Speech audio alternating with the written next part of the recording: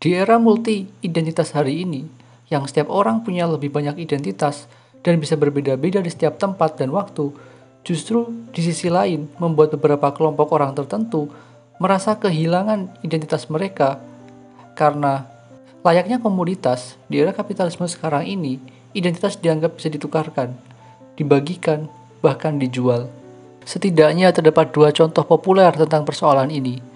Pertama, pada ranah kultural, terdapat perdebatan apakah masakan Minang, terutama masakan Padang, boleh dibuat ataupun diperjualbelikan oleh orang lain selain dari kelompok mereka.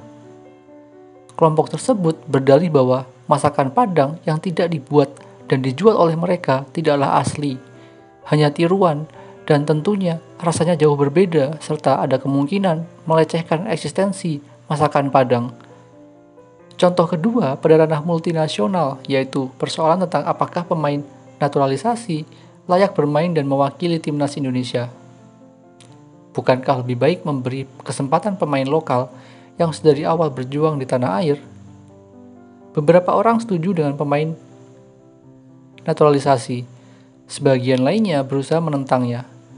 Namun, kedua persoalan tersebut mencoba mempertanyakan dasar identitas seseorang, atau apa atau siapa sebenarnya saya sebagai diri saya.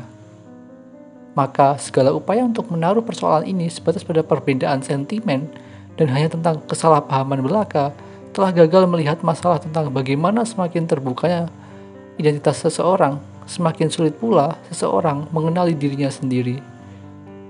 Salah satu filsuf yang tertarik melihat persoalan identitas ini adalah Gilles Deleuze dan temannya Felix Guattari. Bagaimana Deleuze dan Guattari melihat persoalan terbukanya identitas hari ini dan apakah ada identitas asli yang original? Beberapa buku mereka membahas tentang itu semua. Deleuze terkenal sebagai anti-Platonik dan anti-Hegelian. Sehingga bagi Deleuze, tugas sesungguhnya dari filsafat adalah menemukan, membentuk serta menciptakan konsep, gagasan, dan ide, serta tidak lagi bergantung tentang pertanyaan akan yang absolut dan yang berkesatuan, melainkan yang beragam dan tentang keberbedaan. Deleuze menyebut pemikiran yang diturunkan Plato yang bersumber dari bentuk sejati atau true form dan menyebar dan terbagi ke dalam berbagai variasi sebagai sesuatu yang memenjarakan pikiran dan menekan kreativitas manusia. Dia menyebutnya sebagai arborosen. Layaknya pohon, semua berawal dari akar, menyebar ke batang, ranting, daun, dan seterusnya. Rantai hierarki yang berasal dari akar sebagai kebenaran terhadap segala sesuatu di atasnya pada akhirnya bekerja sebagai ruang ideologis yang memenjarakan cara kita berpikir, termasuk bagaimana cara kita melihat dunia. Di dalam bukunya A Thousand Platos, Deleuze dan Guattari menuangkan gagasan mereka tentang apa yang disebut berpikir secara rizomatik, atau ide tentang rizom itu sendiri. Terinspirasi dari akar rizom jahe, mereka membedakan kedua pendasaran akar antara akar pohon dan akar rizoma. Berbeda dengan akar pohon yang bersifat hierarkis dan terkontrol, apa yang ditawarkan oleh akar rizom adalah tentang multiplisitas atau kemajemukan. Apa yang ingin dilihat dari cara berpikir rizom adalah tentang keberbedaan, keberagaman, dan kemajemukan. Dari sinilah bagi Deleuze, kita seharusnya tidak lagi terkurung di dalam binari atau dualisme, satu atau banyak, persatuan atau pluralitas, melainkan di luar keduanya sebagai yang satu dan banyak, atau multiplisitas. Mengutip Deleuze di dalam bukunya Difference and Repetition, multiplisitas seharusnya tidak dipahami sebagai kesatuan antara yang banyak dan yang satu, melainkan suatu organisasi yang sudah selalu banyak itu sendiri dan tidak membutuhkan alasan untuk membentuk kesatuan sistem. Multiplisitas yang menggantikan yang satu dan yang banyak merupakan nilai substantif yang sesungguhnya. Substansi itu sendiri. Segalanya merupakan suatu multiplisitas. Bahkan yang banyak itu bersifat multiplisitas. Yang satu juga bersifat multiplisitas. Alih-alih adanya pertentangan besar antara yang satu dan yang banyak, sesungguhnya hanya ada keberagaman multiplisitas. Dengan kata lain, difference atau keberbedaan. Meskipun begitu, bukan berarti sistem rizom ini telah sempurna dan terbuka untuk semua. Deleuze meyakini pada poin tertentu kerja rizom akan berhenti atau mati, saat ide tersebut mulai menyerupai pohon. Namun, layaknya akar rizom pada umumnya, saat tumbuhan mereka diambil, akar rizom mereka akan tumbuh di tempat lain. Mengutip Deleuze, sebuah rizoma bisa rusak, terpotong-potong di segala tempat. Akan tetapi, dia akan mulai kembali melalui cara lama atau cara baru mereka. Kamu tidak akan pernah bisa menyingkirkan semut-semut karena mereka membentuk dirinya. Layaknya rizom yang akan membentuk kembali diri mereka seiring waktu. Lagi dan lagi setelah sebagian dari mereka dihancurkan. Terdapat sebuah retakan di dalam rizoma di saat tunas di dalam akar tersebut mulai tumbuh. Namun jalur tunas tersebut merupakan bagian dari rizoma. Tunas-tunas tanaman ini akan selalu kembali kepada satu dan lainnya. Pertanyaan sekaligus contoh dari bagaimana cara berpikir rizom bekerja adalah pada semakin terbukanya identitas hari ini. Di saat yang sama, saat seseorang ditanya siapa sebenarnya identitas dari seseorang tersebut, mereka cenderung berusaha mencari akar dari pohon tentang nilai original identitas mereka. Pada poin ini, nilai kultural dan biologis seolah-olah saling bertemu serta saling mengkonfirmasi keselarasan mereka. Seperti saat seseorang mengaku sebagai warga Indonesia atau juga suku Jawa.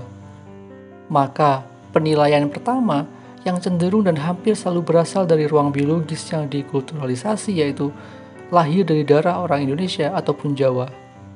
Hal yang sama juga berlaku saat referensi atas originalitas tersebut ditentukan oleh ruang kultural, seperti di mana dan dalam budaya apa seseorang tumbuh.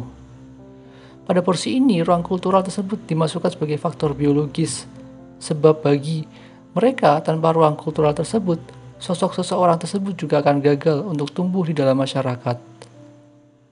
Obsesi terhadap originalitas inilah bagi Deleuze merupakan ruang yang mengurung kebebasan manusia, termasuk segala ruang potensialitasnya. Untuk melawan hal tersebut, Deleuze meminjam kutipan seorang penulis skenario, Antonin Artaud, yang berbunyi, "Ketika kamu membuatnya seorang tubuh tanpa organ, maka kamu telah melepaskannya dari segala reaksi otomatis dan mengembalikannya kepada kebebasan sejatinya." Deleuze menggunakan istilah body without organ atau tubuh tanpa organ. Pengertian mudahnya, seorang subjek atau tubuh hanya mampu menemukan dirinya saat sudah berhasil melepaskan semua organ-organnya. Jelas yang dimaksud Deleuze di sini tidak bereferensi langsung terhadap tubuh dan organ biologis, melainkan metafisik sekaligus imanen, atau yang ada dan dirasakan saat seseorang hidup.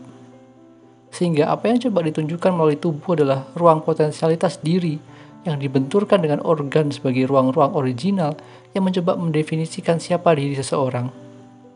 Dari sini bagi Deleuze, apa yang perlu dibaca dari kerja tubuh adalah tentang apa yang bisa mereka lakukan, dan bukan tentang siapa diri mereka. Deleuze menolak upaya statis dan organik atau upaya originalisasi tentang tubuh, melainkan melihatnya sebagai proses menjadi atau becoming yang tanpa henti. Hanya melalui proses ini, suatu kebaruan bentuk dan konsep ditemukan, serta membantu kita semua untuk selalu siap mendefinisikan ulang segala sesuatu di sekitar kita. Kembali pada persoalan identitas, apa yang dibayangkan Deleuze selaras dengan bagaimana Amartya Sen melihat identitas sebagai sesuatu yang terus dicari serta ditemukan di dalam perjalanan hidup, dan bukan sesuatu yang sudah jadi, terberi, dan bersifat organik original.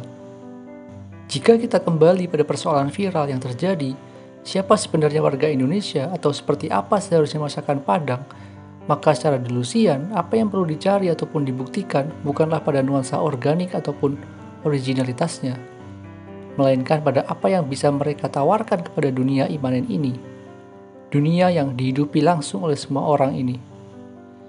Alih-alih khawatir dan cemas identitas mereka telah dicuri ataupun tercemar, harusnya mereka bangga dan senang sebab identitas mereka bisa dipahami dan diterima oleh lebih banyak orang daripada kelompok tertentu saja.